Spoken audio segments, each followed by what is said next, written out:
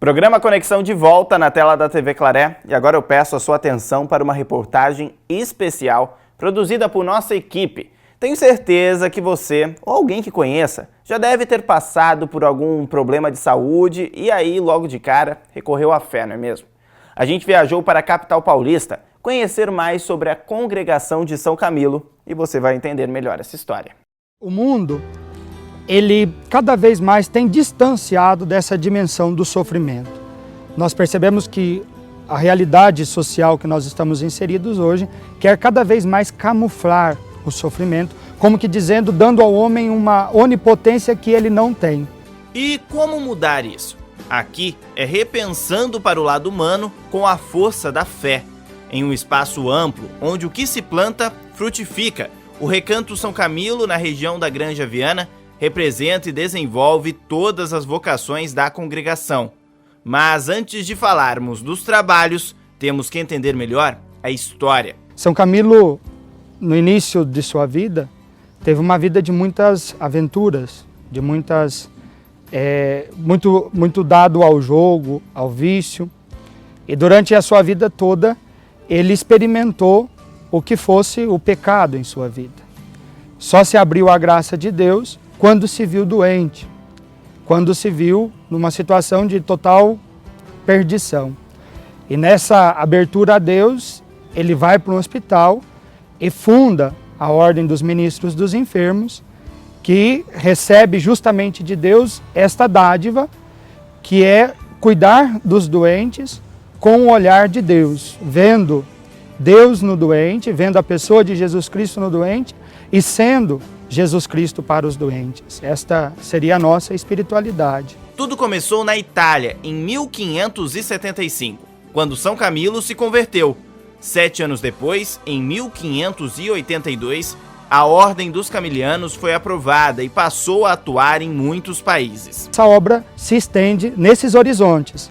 Então, a partir do momento que a igreja dá um reconhecimento oficial da nossa ordem, a igreja começa a admitir que a igreja, que a ordem exista e constitua o seu espaço no ambiente eclesial.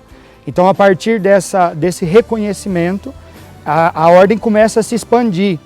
Primeiro, tem essa expansão na Europa e depois, mais futuramente, já depois no século XX, a ordem começa a expandir por outros ambientes, pela América Latina e outros ambientes. Os camilianos são facilmente identificados. Eles utilizam um hábito com uma cruz vermelha. Um símbolo bem parecido foi criado em 1859. A Cruz Vermelha Internacional é uma organização que auxilia feridos em zona de guerra e também pessoas em áreas de pandemias. Mesmo cuidado com a saúde que já pregava São Camilo de Leles. Em Cotia, no Recanto São Camilo, os preceitos se perpetuam. No local funciona a Casa do Noviciado, onde vivem jovens antes de anunciar os votos à igreja. Além disso, tem a Casa da Filosofia. Estudantes moram no local e se preparam para a vida religiosa. Outro projeto em funcionamento é a Casa de Acolhida aos Idosos. Mais de 200 vivem lá e recebem os cuidados de funcionários e também dos próprios estudantes. E nesse trabalho que lá eles desenvolvem, um trabalho de espiritualidade, o estudo próprio do nosso carisma, eles intercalam com a atuação aqui no Recanto São Camilo. Diariamente eles vêm para auxiliar no banho dos idosos, depois à tarde eles retornam para fazer a visita aos doentes, escutar suas histórias, também para ajudá-los a participar da Santa Missa que acontece diariamente. E nesse sentido, então, eles realizam a sua atuação pastoral, o seu ministério, junto aos sofredores que moram e habitam aqui conosco.